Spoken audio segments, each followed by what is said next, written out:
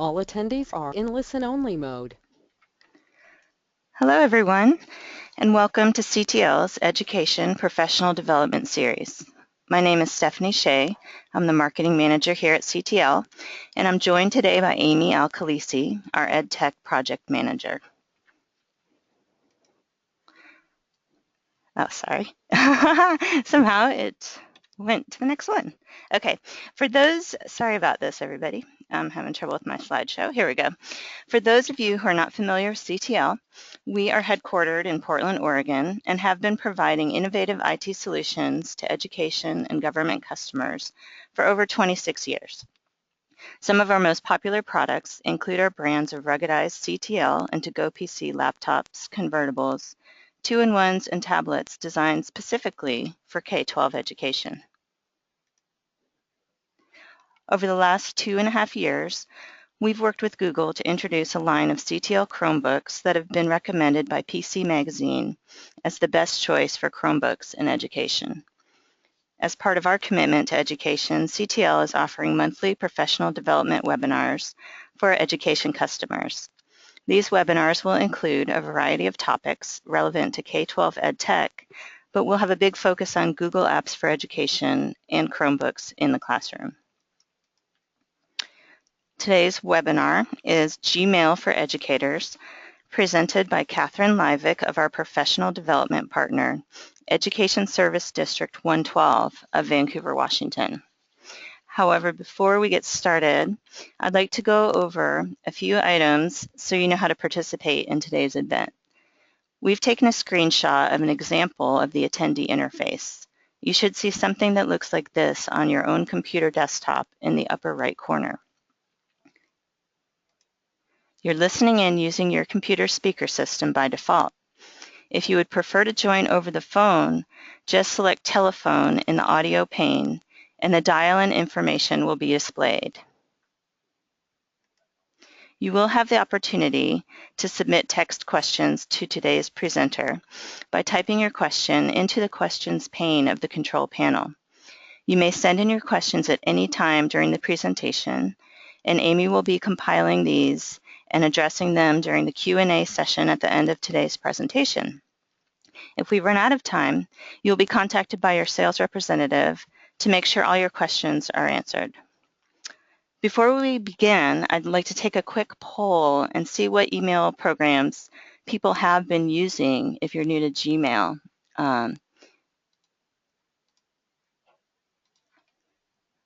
So we'll give people a moment if they're using Outlook, Apple Mail, Thunderbird, Yahoo Mail, or maybe some other type of email.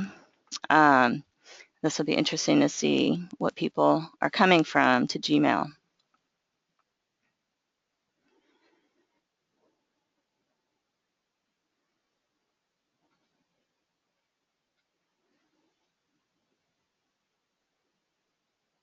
I'll just give people a few more moments. It looks like most of you have voted.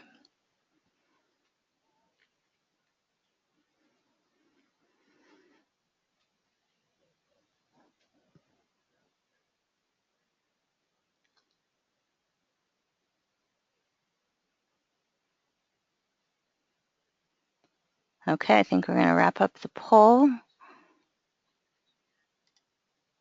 And I'll share these results with everybody.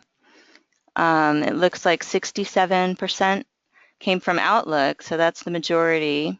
6% Apple Mail, 6% Thunderbird, 11% Yahoo Mail, and then 22% from another email program. Okay. I would like to now introduce Catherine Livick of our professional development partner, Education Service District 112 of Vancouver, Washington. Catherine is a Google certified trainer and Google certified administrator and will take you through an overview of Gmail. I'm going to now pass over the presentation to Catherine. Hello there. Let me get the screen on the right screen for you. Alrighty. Good morning, everybody. I'm Catherine, and I am the Professional Development Manager for Digital Learning here at ESD 112, as Stephanie said. And I develop a lot of curriculum for professional development, and I also work out in multiple districts with teachers in the classroom, coaching them on how to integrate technology with a focus on Google Apps for education. And so I get to see a lot of different implementations of Gmail and a lot of different ways that districts are using these tools. So the one thing that you learn first off is that nobody knows everything about Gmail. It's kind of huge. And so if you're new to it and you're feeling a little bit overwhelmed, then that's completely normal, and I don't think you should feel bad about that at all. But I hope I can give you a few little tips and tricks today, excuse me, that will make your experience with it a little bit smoother. So people want to know, first off, how is Gmail different from other email programs? And a lot of you, according to the poll, are coming from Outlook, and that's generally the case in many districts that I've worked with as well. You can do some direct comparisons to how things work in Outlook versus how they work in Gmail, but it also depends on whether you're using Outlook on a Mac or a PC and how your district has it set up. So we're going to talk about some kind of general differences between Gmail and some of the other email programs you might have used in the past. So the first thing is that's different about Gmail is that there are just so many choices, which can be a really good thing and also a really overwhelming and confusing thing. You have multiple ways of configuring your inbox, of filtering your messages, of labeling and sorting your messages, and that's really a great thing once you take the time to kind of get down to figuring out what works for you. But in the beginning, it can be a little bit trying to just get through it while you have emails coming in at you that are important for you to respond to. So again, we get people kind of overwhelmed at first, but don't worry. If you're brand new to it and you're feeling overwhelmed, it does pick up pretty quickly. By default in Gmail, emails are threaded, usually grouped as conversations. In Outlook, they're usually chronological, and you have some choices in that area, but a lot of people find that the default way that Gmail sorts their email is a little confusing to them. So we'll talk a little bit more about that later. There are tabs to organize your inbox, which is something you wouldn't see in most of those other email programs, and again, we'll kind of get back into detail about that. And you have labels instead of folders. This is probably the #1 question I get, and we'll go into more detail on that soon. But that's just kind of the difference between how you organize your messages once you've received them in Gmail as opposed to other email programs. You have the ability to archive instead of delete, and sometimes that kind of freaks people out because everybody's a little different in how they handle their digital environment and their email, and some of us have messy desks and messy email inboxes, and some people, they cannot stand to see an email that they have already dealt with, and they need to get it out of there, delete it, or file it right away. Archive just means that even though it's in a trash folder, you don't have to really get rid of it right away. As a Google Apps for Education user, you're going to have a lot of storage, pretty much unlimited, so you don't need to worry too much about getting rid of stuff permanently right away.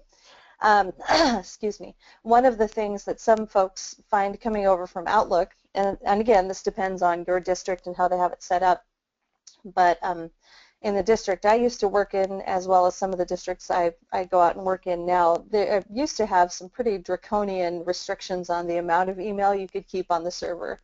And so you'd constantly be getting these messages that said, you need to empty your trash, or you need to get rid of some email. And, you know, I was a special education teacher for many years, so I saved everything just because I felt like that was the right thing to do, and it was often pretty important that I had done that. So that was a problem for me. That's not a problem in Gmail. You pretty much can save anything you want to save. And that just kind of highlights the need for learning about the organization tools in Gmail even more, because otherwise you can bury yourself in emails. Instead of flags to draw your attention to a message and follow up, kind of like Outlook has, Gmail has stars, and they have several different colors of stars, and you can assign meanings to those different stars. So that's a little bit of a change for a lot of folks. You can create tasks from emails. That's something that you can do in Outlook, but it works slightly differently in Gmail. And when you get the follow-up to this, you'll be able to see the link that's in this slide. There's a comparison sheet that Google made that actually kind of lines up the differences between Gmail and Outlook, and it's pretty handy. So if you're kind of looking at it for the first time and wondering how it's going to be different, that might be a good thing to take a look at. So the first question is, how do you get there? A lot of people are used to having a icon on their desktop or in their system tray or their dock to get there. With Gmail, you do access it through a web interface, and you need to be sure you're using Chrome. In Chrome, you have the 3 lines menu on the top right of your window, and we'll talk a little more about Chrome in just a minute. But you need to make sure that you are signed in, and depending on the setup in your district, these screenshots may not look exactly like yours. But in general, if you have your name and the little button at the top right there, you can be sure you're signed into Chrome. And if you look for your name next to the little app launcher, which is that little waffle or Rubik's Cube thing, then you'll know that you're signed in at least to the service that you're looking at.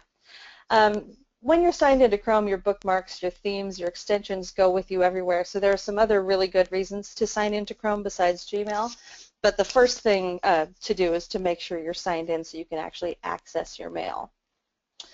That little waffle or app launcher will get you to Gmail. So if you have no other way to get there, you can always go to google.com, look for that little waffle Rubik's Cube app launcher thing, click on that, and Gmail will be in there for you to go to, or you can always type gmail.com and that will take you there.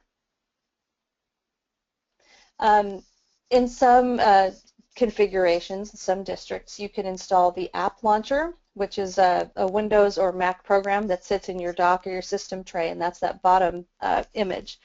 And you can access Gmail or any of your other Google apps from there if you do install that. And that is something you would install on your Mac or PC. And depending, of course, on your district, some districts don't like people to install it, and others do. So just so you know that it is there. And you can always, like I said, type gmail.com into the Omnibox in Chrome. And if you hear me say Omnibox, which I may repeatedly say during this presentation, that just means the URL bar, the box at the top of your browser that has all the HTTP, www stuff in it, where you type an address, or you can also search Google directly from there, which is kind of why they call it the Omnibox, because it does all of the things.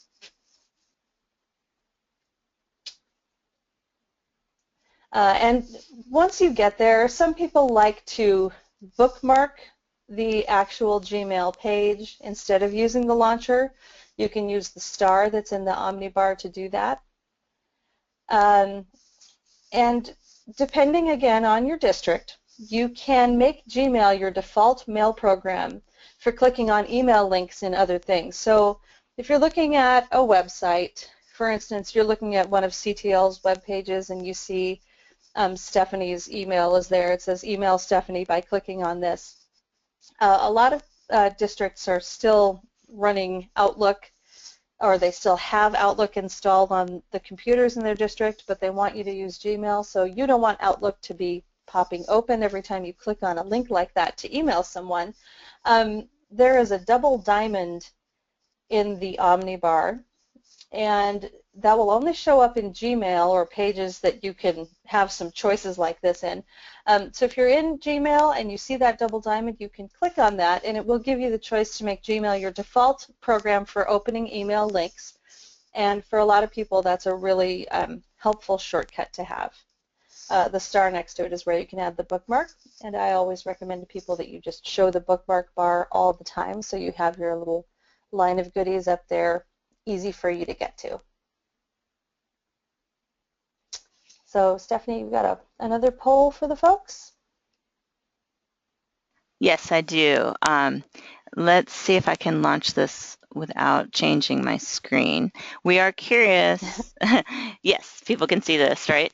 We're curious how familiar people are with the Chrome browser, since that's a key part of accessing Gmail. So we'll just take a few moments and see how many people have no experience, some a lot. Maybe we've got some experts out there. It looks like we do, which is awesome. And we'll just give a few more moments for the votes to come in.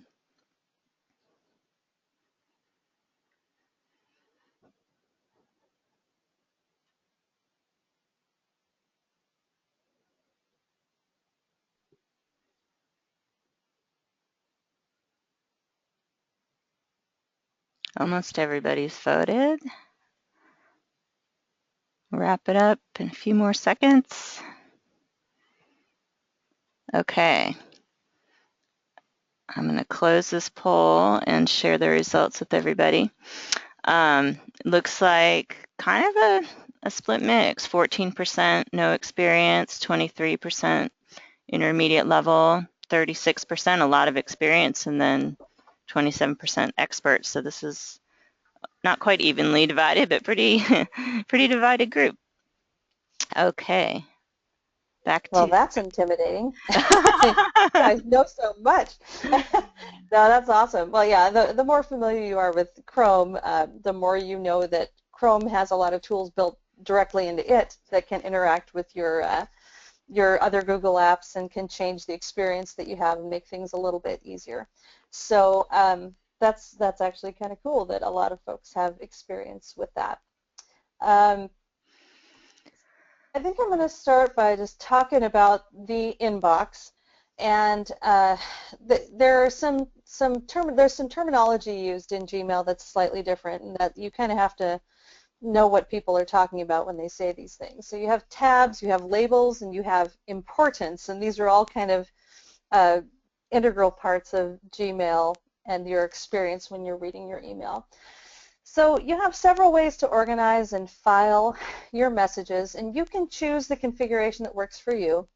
I, as a trainer that goes into multiple districts, I think I have 7 or 8 different Google Apps for Education accounts that I use, which can get a little wacky. But I actually have almost every single one of my inboxes in Gmail set up a different way, which kind of helps me stretch as a trainer to see different ways that people can configure things.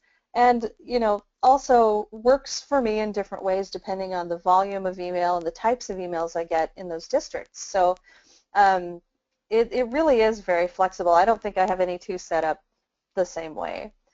The gear at the top right, as you can see in the picture, when you're signed in, you may or may not have your actual photo there, depending on if your district has Google Plus activated for teachers in your domain. But you should see your first name, and you'll see at least the little icon of a little generic person if you don't have your own person there when you're signed in. So if you're in Gmail and you look for your little icon of a person, below that should be your gear, and that, or your little sprocket, that's at top right, and that's where all your settings are.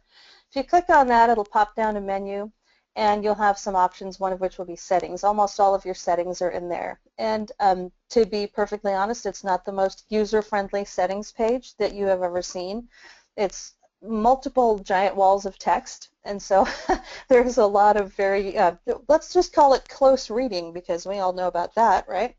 There's a lot of close reading that you have to do when you get into that settings page, and if there's something that you think you should be able to do and you're just like, I can't find it anywhere, if you ask someone else, they've probably found it. You probably do have a setting to do what you think you want to do, but they can be a little bit tricky to find for sure. You also have a setting under there that says configure inbox, which allows you to set preferences for whether or not you have tabs in your inbox, which is one way to do a kind of large global grouping of primary messages, which is kind of the stuff that's addressed directly to you or the stuff that you feel is most important. Promotions, which are messages that Gmail identifies as trying to sell you something or advertise something or come from a commercial site that is not directly necessarily to you but is kind of a bulk mail. And forums, so if you are subscribed to any mailing list type groups, then those would show up in the forums tab. You do not have to have those tabs on. For me and my main Gmail account, I usually turn the tabs off and use priority inbox, but it just depends, again, on which account that I'm in. And then under the sprocket or gear is settings, and that's all other settings. That's where the wall of text that I mentioned comes in. Along your left sidebar there, you have your list of labels or folders. So you have your inbox and then some other kind of familiar and some new stuff under that list. So the tabs, like I said, give you those separate inboxes for kind of broader categories of messages. They have pre-made tabs. You can also define your own. You see there's a little plus sign here at the edge of the promotions tab, and that's one of the ways you can define your own tabs. And if you use the configure inbox under the gear menu, you can decide which of these you're going to use. I believe that, and they have been known to change these periodically, but primary, social, promotions, updates, and forums are the 5 that they kind of default you to when you start with Gmail, and you again can change those. You can see from my screenshot that I only have 3 of those tabs enabled in that particular account. Excuse me. Labels are another animal, and this is the most common question that I get is, what is the difference between a label and a folder? And this is where people kind of get hung up, but it's actually a pretty cool way to do things. Your labels will appear in the sidebar except for labels that you have decided you want to appear in a tab, like the primary one there, that are pre-configured for you. You can apply more than one label to a message, and you can nest labels under other labels.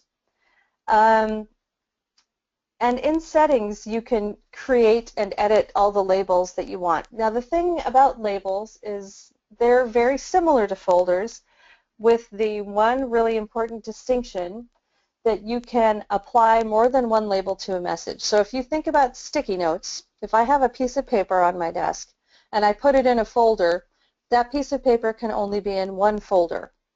But if I have more than one thing that I want to know about that or call my attention to about that piece of paper, say it belongs in a couple of different categories of my work, I can apply 2 sticky notes or 3 or 4 or 5, and I'm kind of sticky note crazy, so I just might actually do that.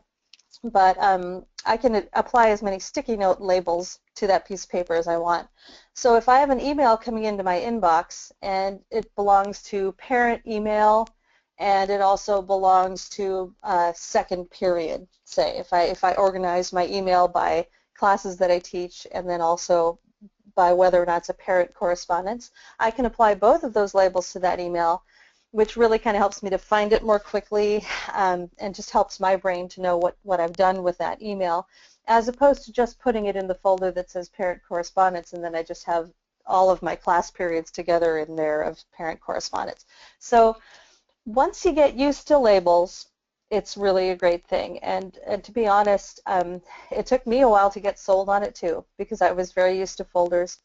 And once I started thinking of it as sticky notes, again, I love sticky notes and I'm kind of sticky note crazy, so that worked for me, and then I got it. So I do encourage you to just kind of play around with applying multiple labels to things and see if that works for how your brain sorts things. Another fun thing about Gmail is importance and the priority inbox. So under that little settings tab, or under the sprocket, you go to settings and you can select settings for inbox. One of your first settings you'll see is inbox type, and you can choose priority inbox. I was really intimidated when I first started with Gmail to try this, because what it says is Gmail is going to decide for you what's important. And I was like, no way do I trust a robot to do that for me. It doesn't know. And, you know, to some extent it doesn't. But I have been really surprised at how good it is at figuring that out. And what it does when you activate Priority Inbox is it sorts your incoming messages according to categories that you've selected. And it has its own rules to assign importance. You can also mark a message as important, but it kind of has its own rules. And that's the part that I was kind of freaked out by. I may be a little bit of a control freak, but I wanted to decide that for myself. Gmail will assign that importance in its own little Gmail brain no matter what you do, but you don't have to have that affect the way it appears in your inbox. But if you choose Priority Inbox, then it will change where it puts those messages. So what Gmail uses to determine whether something is important are things that are personally addressed to you as opposed to an entire building or a mailing list or a group. Things that are personally addressed to you are considered more important than others. If you read a lot of emails from this person, and if you reply frequently to emails of that type or from that particular person, you are often going to have that marked as important. And you can see that they have 4 sections there for you. And you can decide which ones you want to be there first. It depends on how you have it set up. I usually have mine important and unread at the top, just like it shows in this little graphic. Starred, so if an email comes in that I know I'm going to want to draw my attention back to later, you would use a flag in Outlook. I can star it, and then it'll show up in a little section right underneath my important and unread. And then I usually just have everything else be my next section, but you can configure them differently. And the part at the bottom that says markers will tell you whether or not you're going to see the importance markers in your inbox. It has that little kind of yellow flag. It looks like one of those flags you would put on a piece of paper. And that is shown in an outline in your inbox next to every message, and you can click it or not. If I click it, it turns yellow, and that means I think that's important. And it learns pretty quickly whether or not those things are actually important and where they should go in my inbox based on that bottom radio button that says use my past actions to predict what messages are important to me.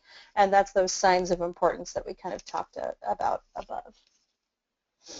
So this is kind of what it looks like. There are a lot of arrows on this picture. I apologize for that, but there's a lot going on in that inbox.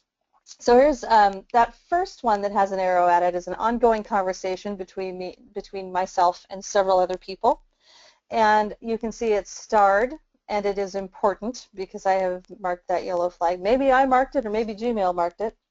You can't tell by looking at this screenshot. But that has multiple people in the addressee list because we've all been kind of replying to each other.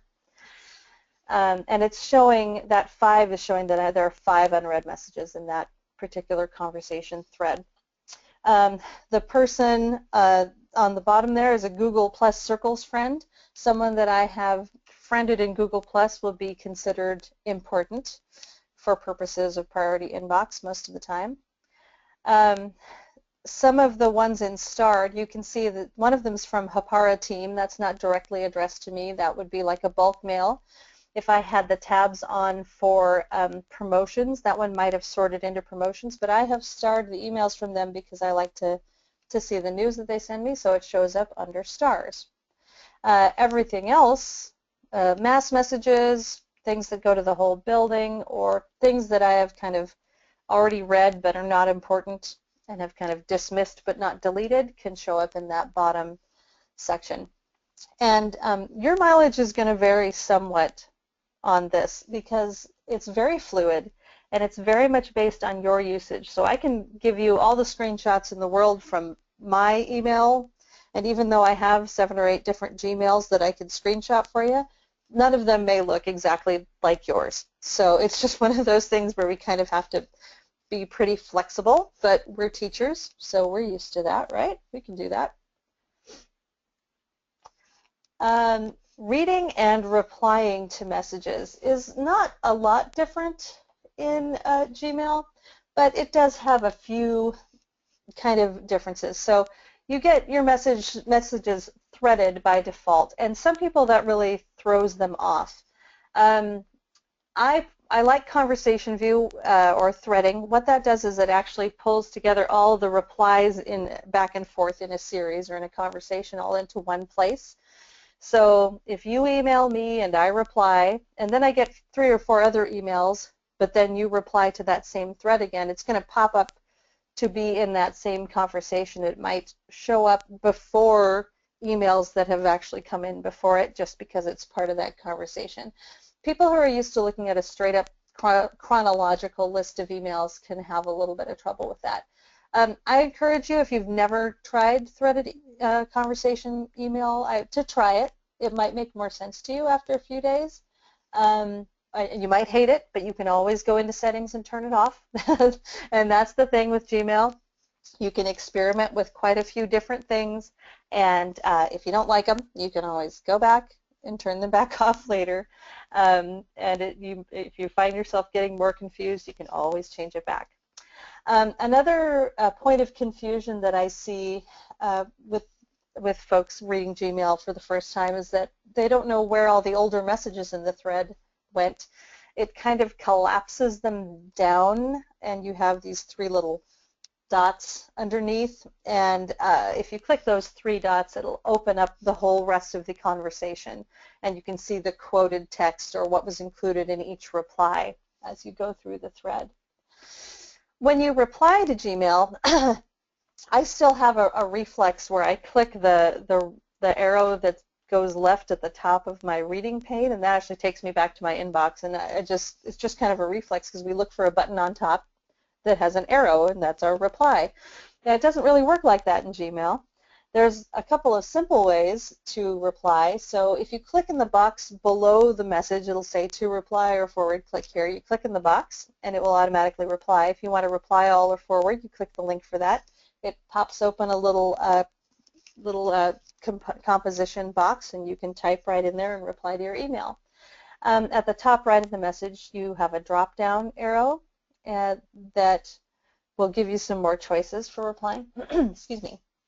And then you can go back to the inbox with that little back arrow, which is the one that I always accidentally click thinking that I'm going to reply to something, and I still do that. And I don't really know when I'm going to stop doing that, but it's not a problem anymore because I know what I did, but it was one of my frustrations when I first switched over. Composing a new email is something that is slightly different in Gmail. If you hit your compose button, that is a big red button in your main Gmail window, you'll see a message composition pane that pops up like this little guy, only it won't have all these lovely red arrows on it. You have a lot of choices here, thus all the arrows. So just so that you know what you can do, some people really, really hate composing their email in that small window that overlays the rest of the inbox, and I can completely understand that. If you would like to have a bigger window to compose in, you can click that stretchy arrow right there at the top right. And if you really want a separate window to compose in, you hold down Shift and click it, and it'll pop it out into completely its own window, and you can compose in there. So you have some options there. Down along the bottom, oh, I'm sorry, before I skip down there, right underneath that little top arrow, you'll see CC and BCC. You will not see fields to CC or BCC people unless you click on one of those. It just quickly takes you into the to field. You can put an email in there, or you can click the BCC or CC fields to add more people.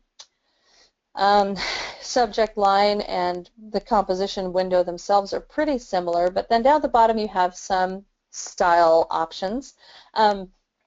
You have font and text styles. You can, it's HTML email, which means that you can style it out any way you want. You can use pretty colors. You can do all kinds of stuff. Maybe not go too crazy with that, or your coworkers might be sad because their eyes hurt when they get their emails. But it is nice to have some options to, bold and underline and get a little bit creative with things. The little paperclip guy at the bottom will allow you to attach a file that's on your actual computer. So a PDF, an image, a Word document, anything that's on your computer can be attached that way. The triangle icon is to attach things directly out of your Google Drive, and that works the same way as attaching from the computer. It just takes you straight into your Google Drive, which you're logged into, and will let you browse for files in there to attach. That little $sign may or may not appear in your composition window depending on your district, but that is a Google Wallet button. Google Wallet is a service that's a little bit like PayPal and allows you to send money to people.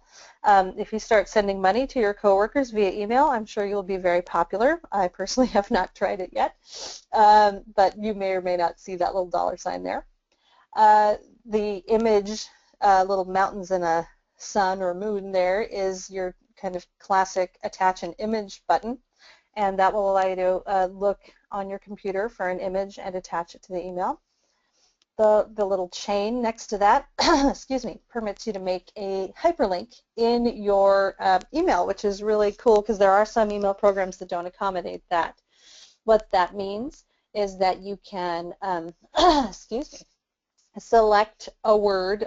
For instance, I send lots of emails out asking for people to schedule coaching appointments with me, and I say, hey, I'm going to be in your school on Tuesday. Please click here to fill out this form and make an appointment.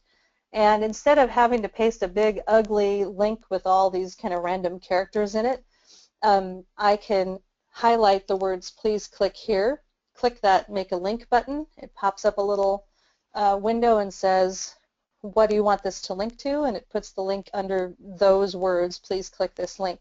And then it's just underlined like any hyperlink that you're used to seeing on the web.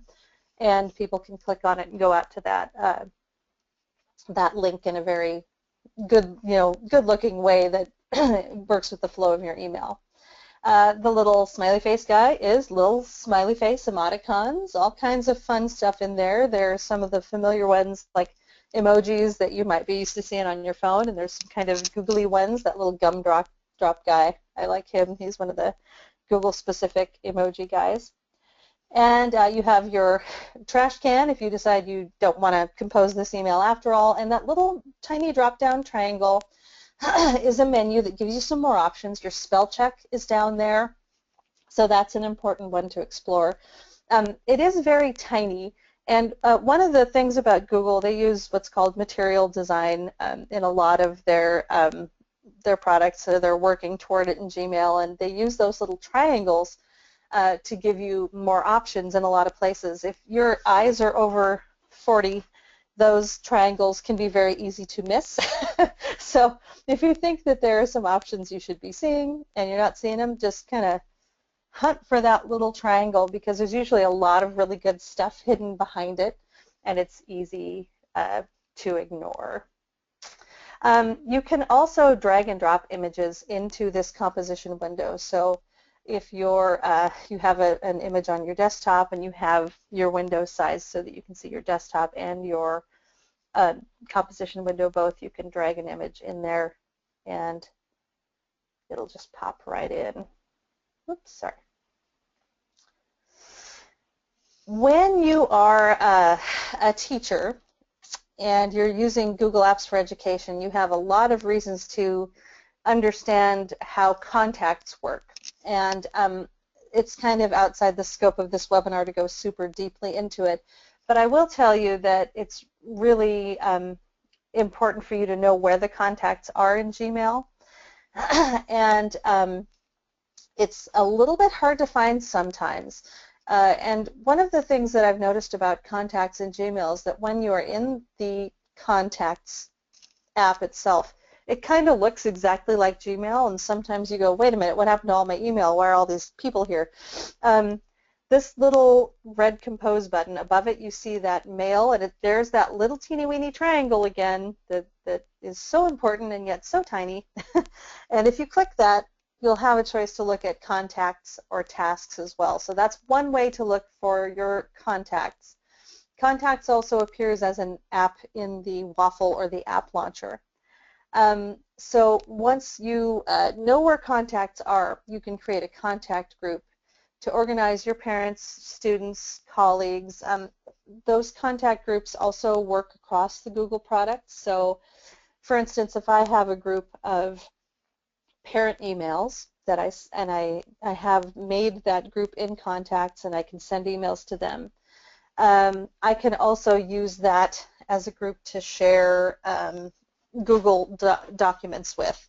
And there are some settings that may be different in your district as to who can be in those groups and how it works. But it's a good thing to know about because it saves you a lot of time.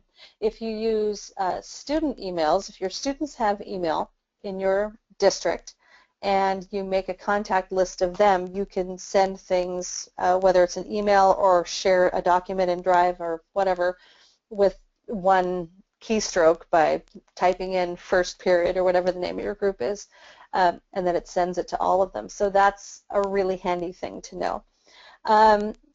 Again, your little sprocket up on the top right there is your big deal. Everything is in there in settings. Your signature is in there. If you've had a signature in your previous email program and you would like to have one in Gmail, that's under settings. And then in the general tab, most of the good stuff is under general. You can see in that little list of blue words that goes across the bottom, that's where you're going to find all of the meat of what you can do to customize Gmail. So you can configure your labels, you can excuse me, choose what your inbox looks like. You can do forwarding. There are a lot of different choices there. And again, those will vary somewhat depending on the settings in your district as well. So these links, and obviously you can't click on them right now, but when you get the resources from this webinar, you'll be able to access these. There is a lot of information online about how to get started with Gmail, how to transition. There are a lot of documents out there specifically related to how to transition from Outlook to Gmail, because many school districts are doing that, and many businesses as well. So if you do some searching, you will probably find something that helps, even if these links aren't quite it. There's some advice for using labels and filters in Gmail out there. And there's another fun little tool called Canned Responses, which is a lifesaver for people, for teachers and for a lot of people, depending on what their work is like. If your district has enabled labs, and you can see down at the bottom here, it says Chat Labs Offline Themes. Labs may not be something that your district has turned on for you, but if you see that tab in Gmail, you have some kind of fun things that you can do to customize Gmail even further. Those are considered experimental Gmail things, and it says if you install one of these, it says sometimes this will break. Are you sure you want to try it? I wouldn't be too terrified, because all you have to do is turn it back off to unbreak it. It doesn't tend to do anything bad to your actual email as saved on the server. But one of the labs you can enable is called Canned Responses, which enables you to type up a response. Like, say you want to be able to respond to parents who email you during the day, but you just don't have time until your prep, and your prep is 5th period. You can create a response that says, hey, thanks for emailing me. My prep is at 2 o'clock, and I will respond to you as soon as I can after that time. Then you can click the compose window, hit a little arrow, and it will just put that message into your composed message without you even having to type everything. You just hit send and it goes. So that's one of the fun things that's in Labs. There are lots of other things in there, and again, if you don't see that Labs tab in your settings in Gmail, then That is something that you cannot play with at this time. You can always ask an admin in your district if they want to turn it on, but don't tell them I said that you had to, because I don't want to get in trouble. So those are your resources for Gmail, and that is the end of my spiel, and I would love to answer some questions if anybody has any. Hi, this is Amy. Great presentation, Catherine. I'm the EdTech Project Manager for CTL, and we're now going to begin answering the questions submitted during your presentation today. As a reminder, you guys can still submit questions through the question pane in your attendee control panel. Let's see here. We have a question from Anne. How do you turn on tabs, she asks. How do you turn on the tabs? That's going to be in your settings. Let me see if I can switch to my other window here. Hang on just a second and I can show you. Let's see. Cannot get this to switch over. Give me just a sec.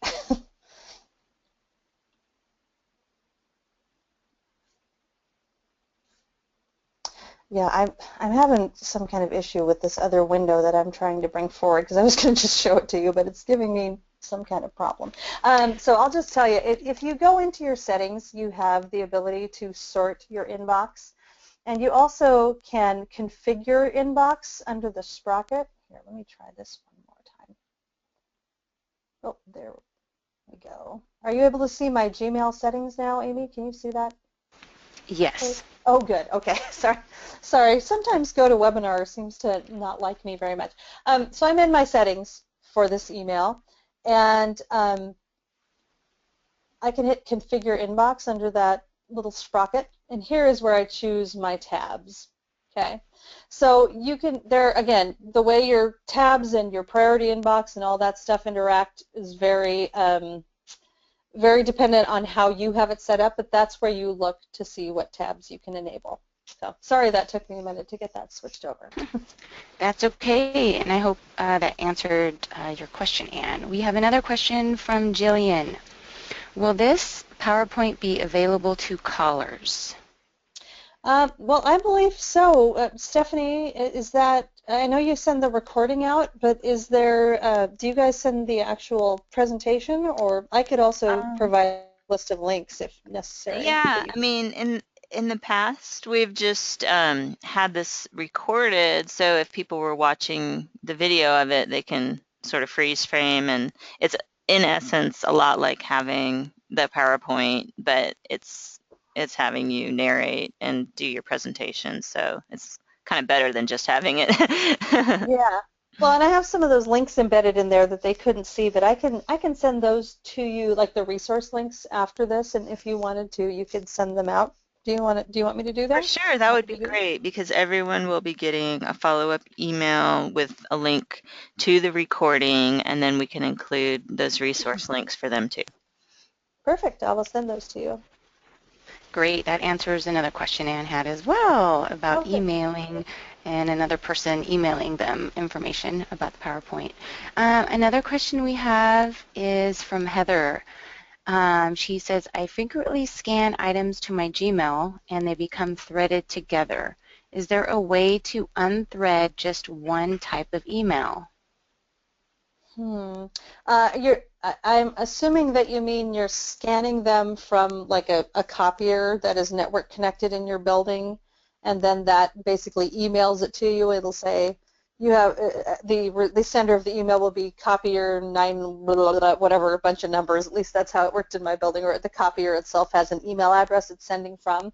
I don't know of any way to unthread those if they're coming from the same email address, and you can correct me if I'm making the wrong assumption here. However, you could make a filter in Gmail and have them all show up together under a certain label, like anything coming from this email address would be in my label that says scans or something like that. That might help. And if I did not make the right assumption, then put in another question and let me know. Okay, thank you. We have Donna. What is the best way to search an email that is not in the inbox, but may be in all mail or trash? Well, you have a little drop down. Let me see if I can get this to switch back without being terrible now. This time. Here we go. I'm going to go back to my inbox here. When I search up here and I want to search all my mail, it defaults to all mail. But if I click again with our little teeny weeny, almost invisible arrow here, or little triangle, if I click that, it gives me some advanced search options. And this is Google. They know how to make search work, so we can definitely make it work for us. If I want to search just one of my labels, or if I want to search a draft, if I even want to search a chat that I've had, if Hangouts is enabled, I can do that. They even have this kind of pre-configured for you. It's like, I need to search really everywhere for this. So you have some choices in here. And if you have, you just want to search like your updates, you can select that there. So that's where I would be looking under that little arrow if I wanted to be real specific about where I was searching. Great, thank you. We have, it looks like one more question here. From Ivan. I'm not sure this is related. It could be an IT problem, but I will read it. I implement Google Apps for Educator, but I have problems when my users use their accounts. The Google Chrome restarts frequently. Oh yeah, I don't know if it's. I mean, there could be so many things that cause that I don't know if I could address it here, but the first thing I would say is just double check to make sure that everybody has the latest version of Chrome, and Chrome in its little 3 lines menu will show you if it turns kind of red, that will be like this little guy up here in the corner. That if that is orange, it means that you need an update. And that's the first thing I would do, is make sure all the users had an updated version of Chrome. Beyond that, that's probably a pretty unique, dependent on how your implementation of apps is working in your district. Well, I think that wraps up our questions. I think I will hand it back over to the moderator, Stephanie. Oh, thanks, Amy. Yeah, it looks like everything's been answered, and we can wrap up a little early. We know everybody's time is pretty valuable. So I just wanted to thank everybody for attending today's webinar, and thank you, Catherine, for your awesome presentation. Let me go to my final slide so you can see some of this information. If you have any other questions, there's 2 people you can contact. One is on here, Anna Roach from CTL, AROACH at ctl.net. You can also contact me, Stephanie Shea, and you will, I can put that contact info in the follow-up email, sshea@ctl.net. Once you leave today's webinar, you will receive a survey on the presentation, and we would love it if you would complete that and provide your feedback. You will also receive a follow-up email within 24 to 48 hours with a link to view a recording of today's webinar. So on behalf of CTL and our presenters, thank you for joining us today, and I hope everyone has a great rest of your day.